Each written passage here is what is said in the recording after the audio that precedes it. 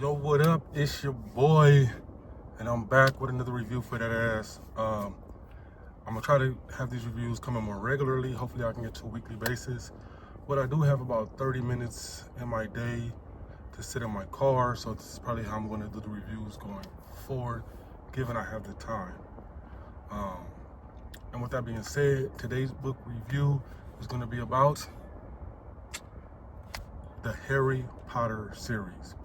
Now, when this book came out, I was a teenager, I think, or a preteen or something like that, and I didn't read them as they came out. And then when the movies dropped, I just didn't get it. I didn't understand it.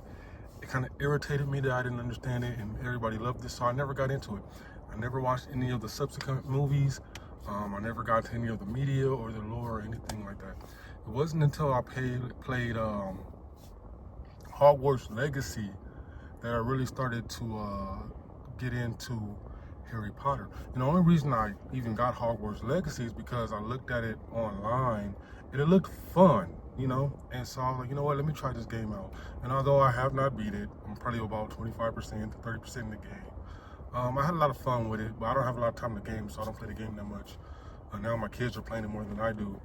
But it got me interested in Harry Potter, so I started watching the movies last year over the Christmas season, and I got up to the Half-Blood Prince, and then I didn't finish the last two movies, and I recently been rewatching them since Halloween with my daughter, and so we've been getting into it. And then I said, you know what? Let me read this book. Let me read this series because I've never read it. So I've been finding used copies of the book online through Amazon, and I started with the first one, and it took me about 3 months maybe, but I finished all of them. And I will say that I enjoyed the series overall. I'm not going to get too much into it because I'm pretty sure there are plenty of Harry Potter reviews, and there are other people who are better at the Harry Potter lore than I am. I'm just going to get into what I liked about it, what I didn't like, and J.K. Rowling's writing style in the Harry Potter series. And so what I liked about the book is the characters. I really love the characters. There's a lot of moments, especially in the Goblet of Fire and the Half-Blood Prince, where I just laughed. I thought some of the moments were hilarious. My favorite character throughout the series would probably be Ron Weasley. Totally different character in the book than he is in the movie. So I really enjoyed his character. You know, he always stood on business, and I really liked that. I liked Hermione. I liked Harry too as a character, but you know, he's the central character, so you gotta kind of like him. But overall, I really liked pretty much all the characters, even the villains. Every character was written with a degree of care. You can tell that, like, Rowling had a map or like an outline, and she just was like, okay, I'm gonna make sure these characters have a depth and lore. Even characters that you meet briefly, they all have some type of lore or something to them that just makes them compelling, and that's what I really liked about it. What I didn't like is that it was really noticeable in The Prisoner of Azkaban and every book after that, that there are long stretches of just characters monologuing or talking, you know, exposition. In a movie, these parts would be boring, so I can kind of see why, like, the movie trimmed things down. And for the book, it does give insight into some of the events that's happening when characters are explaining things, or they have to explain things that already happened. But they can just go on for a while. And that's one thing that kind of just was like, oh, this person's still talking, and this person's still talking. And then there'll be some interruptions, and then they'll just keep talking.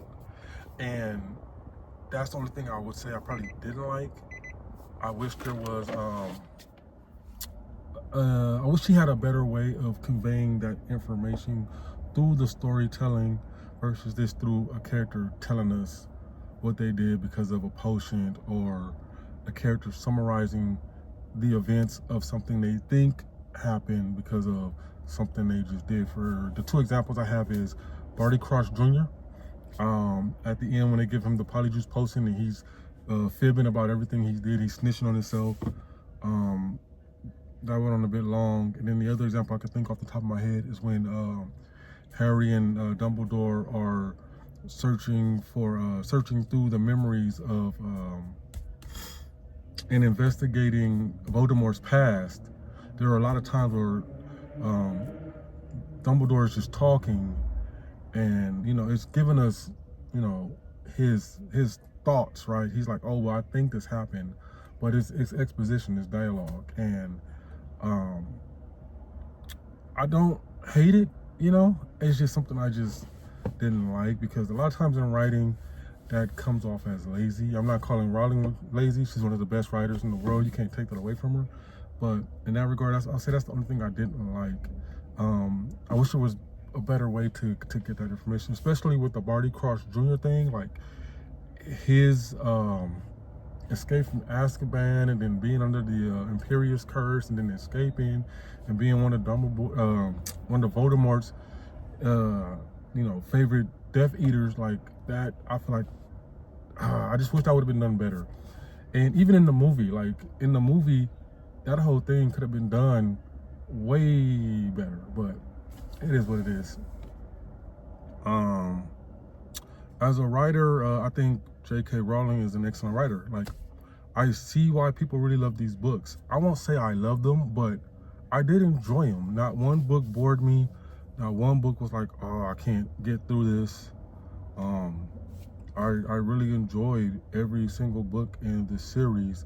I would have to say my favorite, maybe it's out of The Goblet of Fire and The Prisoner of Azkaban are the 2 that are probably my favorites. I'd probably have to reread them sometime in the future, but I think definitely The Goblet of Fire is probably number 1. Oh, Chamber of Secrets will probably be number 2, then Prisoner of Azkaban will be my 3.